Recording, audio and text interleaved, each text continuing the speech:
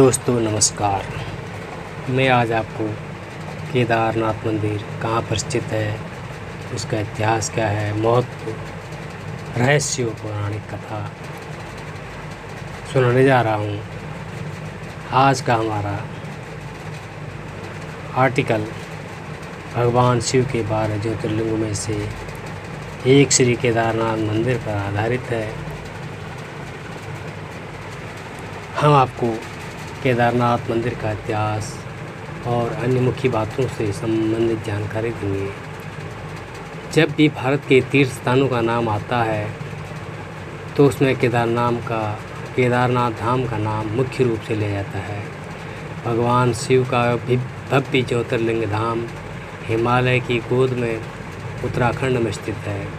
भगवान शिव का यह केदारनाथ धाम केवल भगवान शिव के 12 ज्योतिर्लिंग की श्रृंखला में ही नहीं बल्कि भारत और उत्तराखंड के 4 धामों और पंच केदार श्रृंखला में भी गिना जाता है।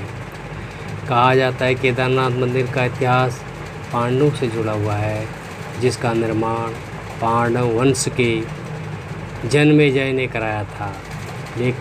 लेकिन कुछ मान्यताएं ऐसी भी हैं कि भगवान शिव के इस भव्य धाम की स्थापना आदि गुरु शंकराचार्य ने की थी।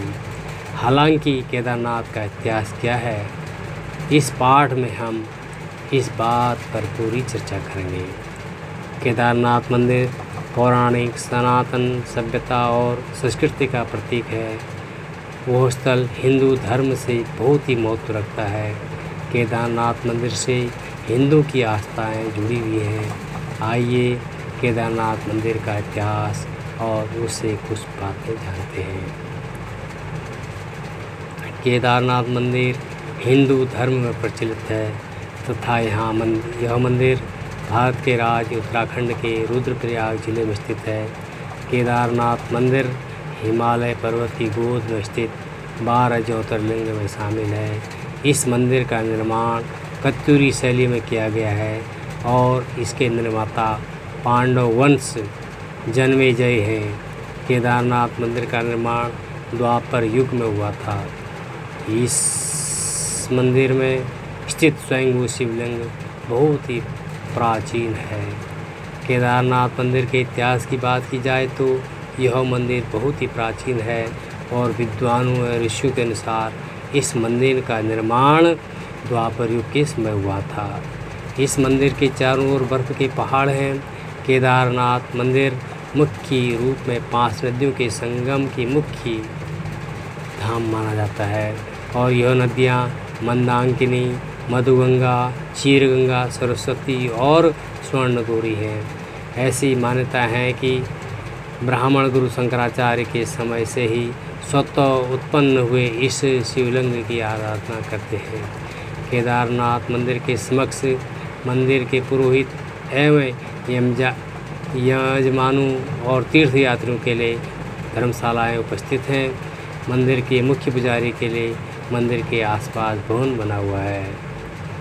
मंदिर का मुख्य भाग में मंडप तथा गर्भगृह के चारों ओर प्रदक्षिणा पथ बना हुआ है।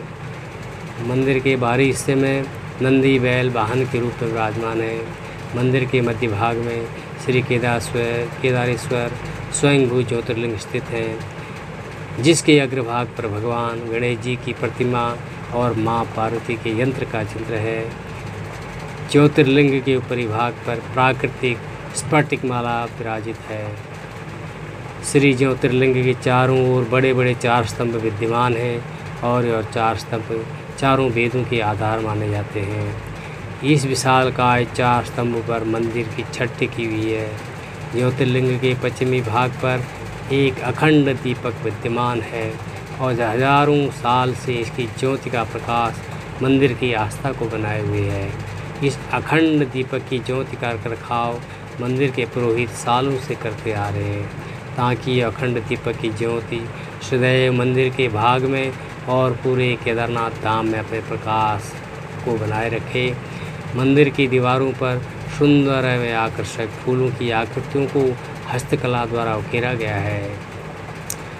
कहा जाता है कि केदारनाथ ज्योतिर्लिंग की स्थापना का ऐतिहासिक आधार तब निर्मित हुआ जब एक दिन हिमालय के केदार श्रृंग पर भगवान विष्णु के अवतार में महातपस्वी नर और नारायण तपस्या कर रहे थे।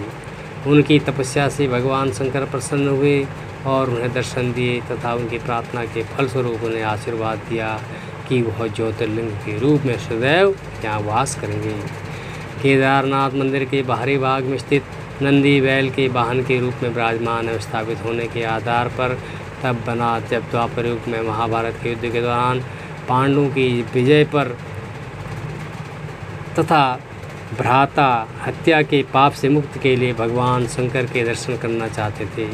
इसके फलस्वरूप वह भगवान शंकर के पास जाना चाहते थे और उनका आशीर्वाद पाना चाहते थे, परंतु भगवान शंकर उनसे नाराज थे।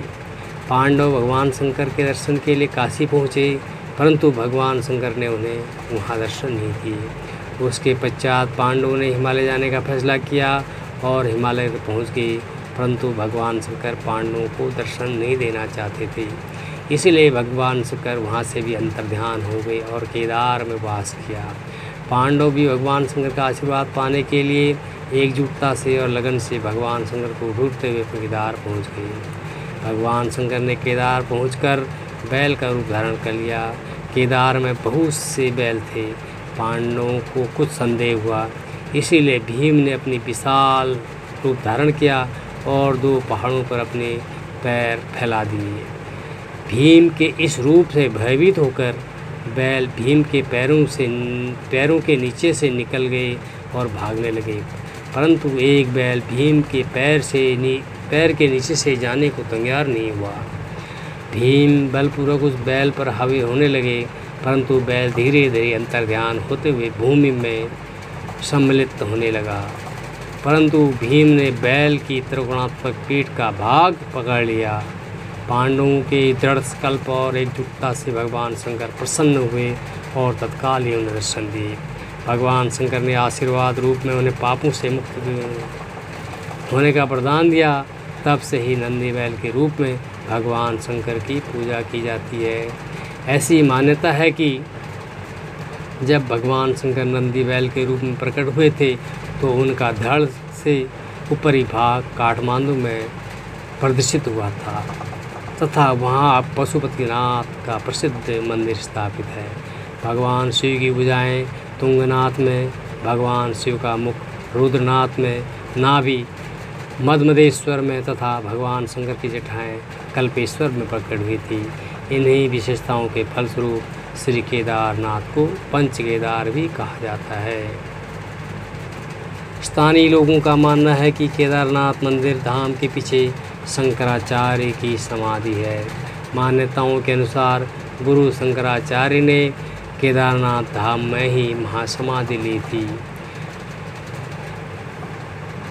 सन 2023 में आई बाढ़ के बाद केदारनाथ धाम क्षेत्र सर्वाधिक प्रभावित हुआ था, लेकिन आश्चर्य की बात यह कि इस आपदा में केदारनाथ धाम को किसी भी प्रकार की क्षति नहीं हुई। शरणार्थी श्रद्धालुओं के लिए केदारनाथ धाम को पूरे 1 वर्ष के लिए बंद कर दिया गया था। मंदिर के सामने एक छोटा सा स्तंभ स्थित है जिस पर माता पार्वती और 5 पांडवों के चित्र अंकित हैं। प्राचीन मान्यता के अनुसार ऐसा माना जाता है कि अभिमन्यु के प्रपौत्र जनमेजय, जो कि राजा परीक्षित के पुत्र थे, उन्हीं ने केदारनाथ मंदिर का जीर्णोद्धार करवाया था।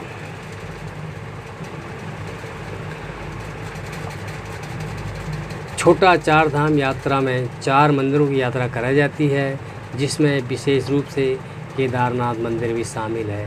केदारनाथ मंदिर के अलावा 3 अन्य मंदिर बद्रीनाथ, गंगोत्री और यमुनोत्री हैं। हर वर्ष मंदिर के दर्शन करने के लिए तिथि तय की जाती है और यह हिंदू पंचांग के अनुसार ओंकारेश्वर मंदिर के पुरोहितों द्वारा तय की जाती है। अक्षय तृतीया और महाशिवरात्रि के दिन पुरोहितों द्वारा केदारनाथ में स्थित स्वयंभू शिवलिंग की आराधना के लिए तिथि सुनिश्चित की जाती है। यदि आप केदारनाथ की यात्रा पर गए हैं तो आपको केदारनाथ मंदिर के दर्शन के समय का ज्ञान होना चाहिए। केदारनाथ मंदिर के दर्शन का समय प्रतिक्रिया इस प्रकार है। केदारनाथ मंदिर के द्वार आम भक्तों के दर्शन के लिए सुबह 6 बजे खुल जाते हैं। भगवान शंकर की पूजा में मुख्य रूप से प्रातःकालीन पूजा, महाभिषेक पूजा, अभिषेक, रुद्राभिषेक, षोडोपचार पूजन, अष्टोपचार पूजन, संपूर्ण आरती, पांडव पूजा, गणेश पूजा, श्री भैरव पूजा, शिव सहस्त्रनाम आदि शामिल हैं। केदारनाथ मंदिर में दोपहर 3 बजे से 5 बजे के मध्य एक विशेष पूजा होती है तथा इसके पश्चात भगवान के विश्राम के लिए मंदिर के कपाट को बंद कर दिया जाता है। मंदिर के कपाट पुनः 5 बजे खुल जाते हैं और आम जनता में भक्तजन दर्शन कर सकते हैं। उसके पश्चात 5 मुख वाले भगवान शिव की प्रतिमा का श्रृंगार होता है और संध्या काल की आरती का समय 7:30 बजे से 8:30 बजे के बीच तय किया गया है। इसमें भगवान शिव की आरती की जाती है।